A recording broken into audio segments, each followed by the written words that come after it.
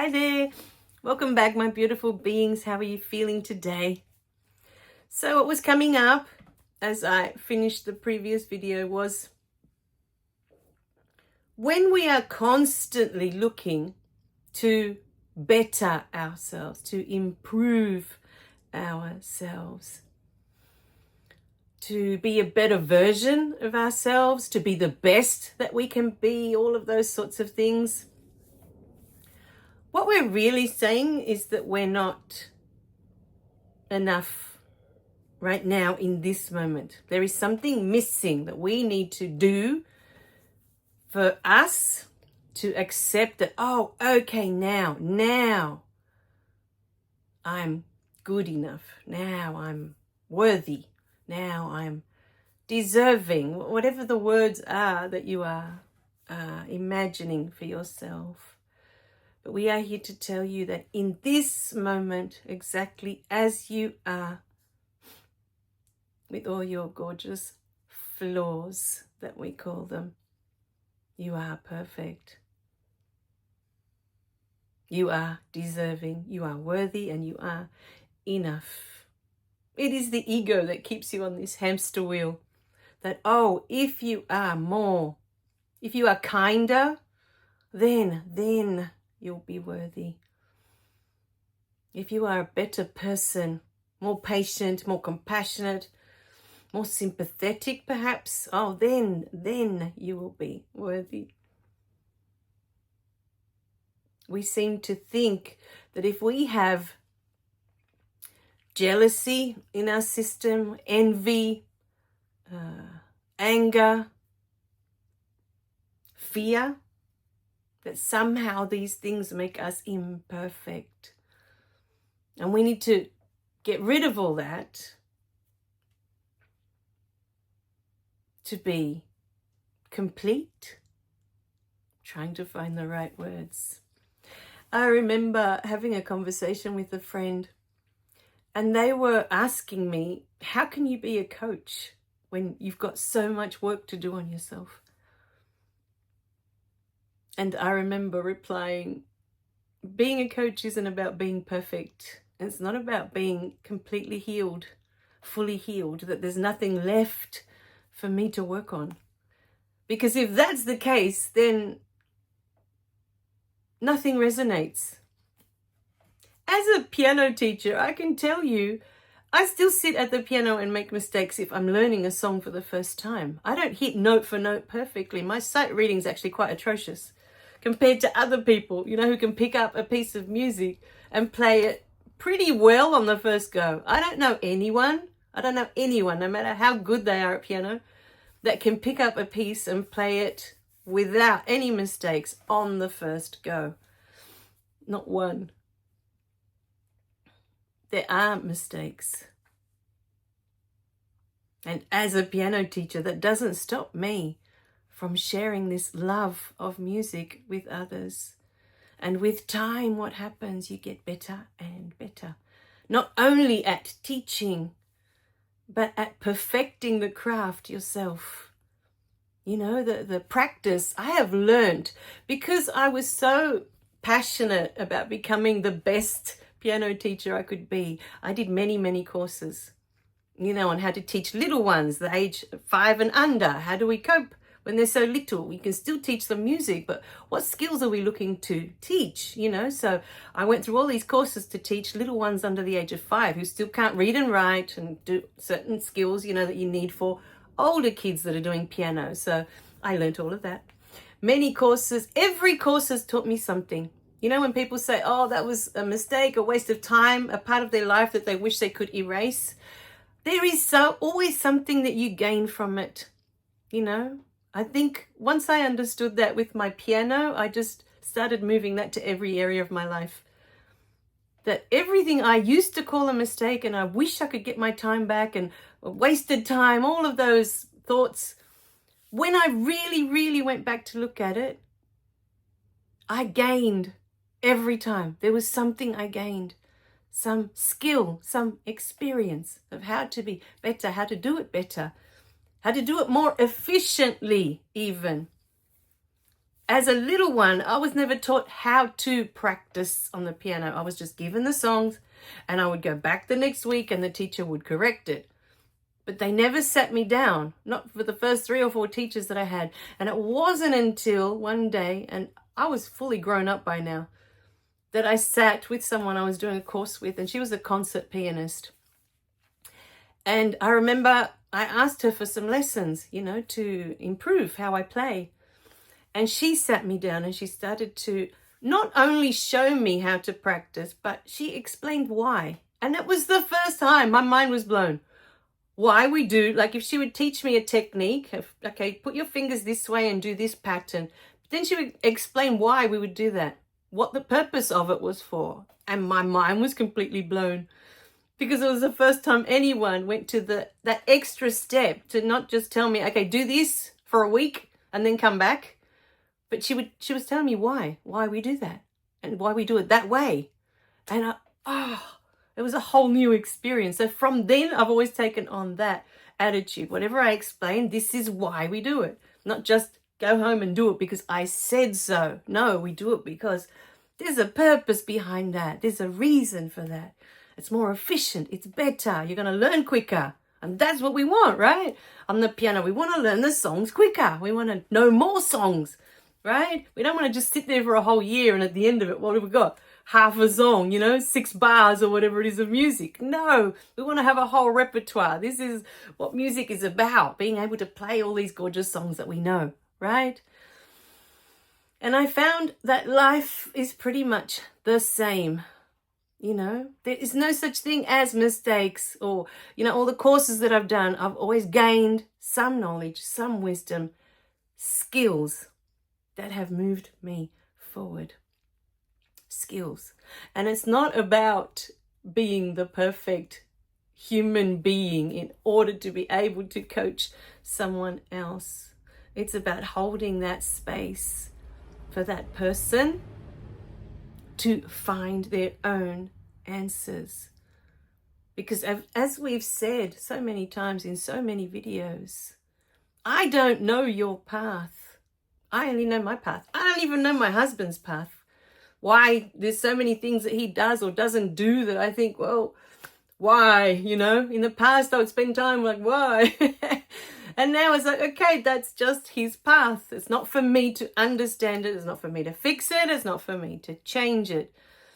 But just as we have these judgments on how spiritual healers should work, should look, should act, the same goes with coaches. The same goes with everything, now that I think of it. We have this perception that certain people are a certain way. It robs you of the experience, is the truth of it. When we have all these judgments, then we're not allowing the experience to take place. If we have all these judgments that this is what the spiritual healer needs to look like, we are missing what's coming through. And it may be something absolutely incredible. When we have all these ideas that this is how a coach should behave, or for example, that a coach needs to be perfect and have no flaws, and they've resolved everything, they've healed everything, you're missing the whole point. If I would have waited to be perfect at piano before I taught, I would have missed 30 years of experience. And those 30 years, I've had so many students complete all the grades and enjoy so much beautiful music. We've enjoyed it together. So if you're going to wait to be perfect, to step into anything, you're going to miss out on a lot, because it's not about perfection. You are already perfect as you are with your flaws. But it's that desire to want to help, that desire to want to serve, that drives us forward, to be here, to be present, to offer any services. Our desire to want to help others on their path as it is what drives us. Past all the negative talk of you have to be perfect, you have to be healed, you have to be all the rest of it, all the judgments. So this goes for all of you beautiful spiritual healers out there, or coaches, or teachers of any kind, or anything that you want to get into, you will gain it in experience 100 times over before you get all the skills and you're perfect and now I'm going to get started. You would have gained it so much more in experience if you just start and allow yourself to make the mistakes you need to to make the mistakes that you need to make along the way. That's it. You're growing, they're growing, you're growing together. There's no such thing as the perfect healer, the one that's been fully healed, that there's nothing left to heal, that now they're able to heal everyone else. There's no such thing. It doesn't exist.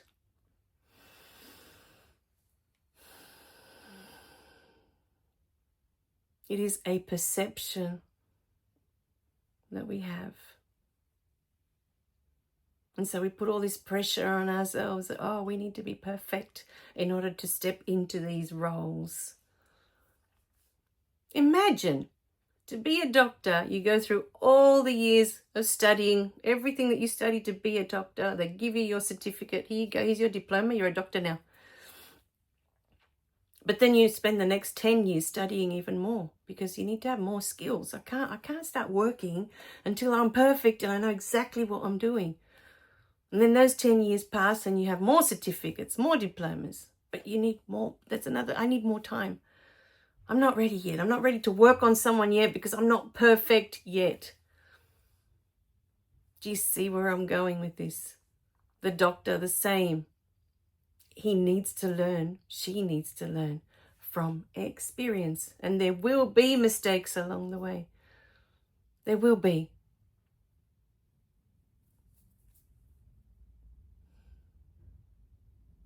They're going to get it wrong from time to time, and that's just part of the journey. They'll diagnose the wrong disease. They'll give out the wrong medication. It's going to happen. And it's okay. It's part of the experience. It's okay. But their desire to help, their desire to serve is greater than that fear of, oh, I'm going to make a mistake and stuff someone up. So they push through it. They keep along their path that this is what I want to do. This is what I came for, to have this experience of being a doctor. So what is your desire in your heart? Let us know in the comments of what it is that you want to do. Do you have the desire in your heart to be a spiritual healer? Do you have the desire to be a coach? Do you have the desire to be a psychologist? Whatever it is. A trainer of some kind. You have some skills and you wish to share that. A teacher of some kind. You have these beautiful gifts and you want to share. You want to, you want others to know how to develop their gifts. Just start. With experience, you will figure out how to do it. The experience will show you, oh, okay, that didn't work. Let's try this now. The first 10 years, when I go back to look at the first 10 years of teaching piano, I look back on it now and I think, oh, all the things I didn't know. But we strive to keep upgrading our skills because we love it so much. We want to do better. We want to know better, that we can serve the next generation better. And that can only come from experience. You don't know until you've been working with these students, with these people, whatever it is, what works and what doesn't work. Because you may have it in your head that, it's going to work this way. And then you start working with people and that just doesn't work.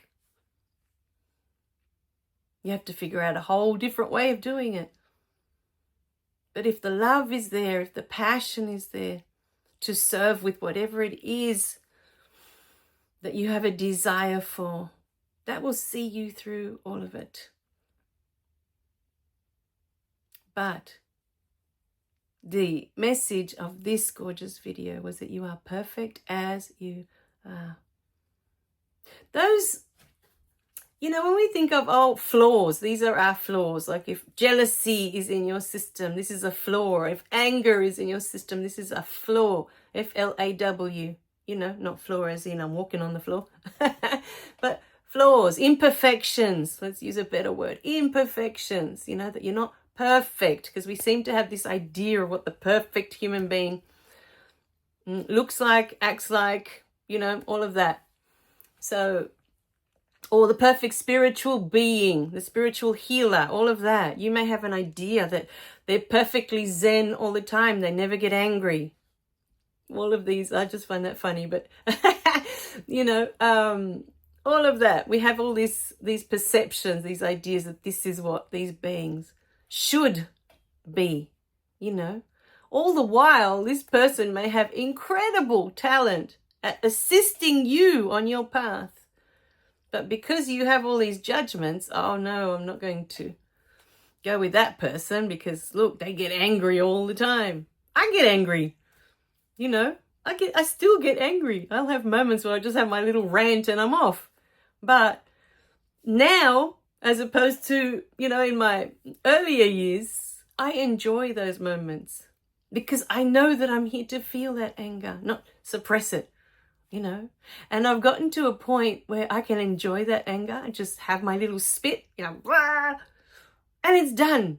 I can just feel into, wow, how did that feel? And sometimes it's like this, this rush, and it's done. I don't have to linger on it. Oh, it's bad. I don't have to beat myself up over it. It's like, okay, it was just a surge of energy that I needed to release from my body, and it's done. It's done, finished.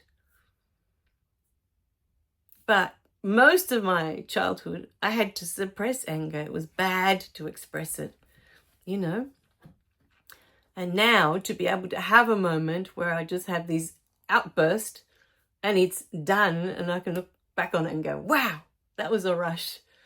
It's, I can enjoy it. I know that I'm here to feel it. That's what my soul is doing here. And I can accept all of it, not have to reject it. Oh, no, this is bad. I shouldn't be showing this part of myself, and I shouldn't be expressing that part of myself, and I shouldn't be too much of this or too much of that, because as a little one, I never fit in anywhere anyway. So I don't know what it is to fit in. And as an adult, again, I didn't fit in anywhere. All the parties I would go to, everyone was getting drunk and I couldn't get drunk. So, it was like, wherever I went, I was like, oh my, I just don't seem to belong anywhere. So that's the story of my life. It's what I'm used to. And so it makes it easier, I guess, when you've grown up and your whole life's been like that, to, okay, it's just, this is what I'm used to. I'm not supposed to fit in anywhere. I'm just supposed to be me. And that's it, So unique, like a snowflake. Because we all are. So the beauty of it is being able to accept all of everything that shows up. And perhaps look at it more as, okay, these things that we call imperfections, say the jealousy, say the, anger, say the fears, all these things that we're told are negative things or bad things. I don't like using the word negative, but or positive. I'm not into those words. But say, okay, we're taught not to express these things. But what if they're like, when I look at a flower, sometimes I think of it, I look at the patterns sometimes on plants, on flowers in the garden, and I think, well, what if those little stripes on that leaf are stripes of jealousy? It's just been painted on like that. And then on that other flower, and they're little, little circles of anger, and it's just part of the pattern of that flower, of that plant. But it doesn't make it any less beautiful or any less perfect when I look at it. It's just part of that plant. It's part of you. And you are here to experience it all. The moment you realize that, you'll realize that there's nothing wrong. There's nothing that you should be avoiding. You're just meant to be feeling it all. That's what your soul is doing here. Experiencing all the gamut of all the emotions, everything. Going through the whole palette of colors is what your soul is doing here. Just because anger is red, your soul doesn't avoid grabbing that paintbrush, dabbing it into the red and putting it on that canvas. No, it wants to see the red. What does that red look like on there? Oh, look, it's actually quite pretty. And the jealousy, maybe the jealousy is a green, a deep green. And the soul's like, but what's it look like? Quick, get the paintbrush, put it in the green. Put some on the canvas over there. What's it look like? Wow, that green looks amazing. To the soul, it's all amazing. It doesn't stop to judge. And the fear might be black. And maybe you've gone through a lot of fear. And the soul picks up that paintbrush and dabs it into the black and puts it on the canvas. Wow, that's amazing. That's all the soul ever thinks. Wow, that's amazing. It doesn't judge anything as good or bad or right or wrong. It's all colors on your canvas. That's all it is to the soul. Different colors. And you are meant to use all of them. All right, my beautiful beings. You are perfect. In this moment, you are enough. In this moment, without needing to change a single thing. We love you. Remember to click like and subscribe so you don't miss any of the messages. And we'll see you in the next video, okay? Bye for now.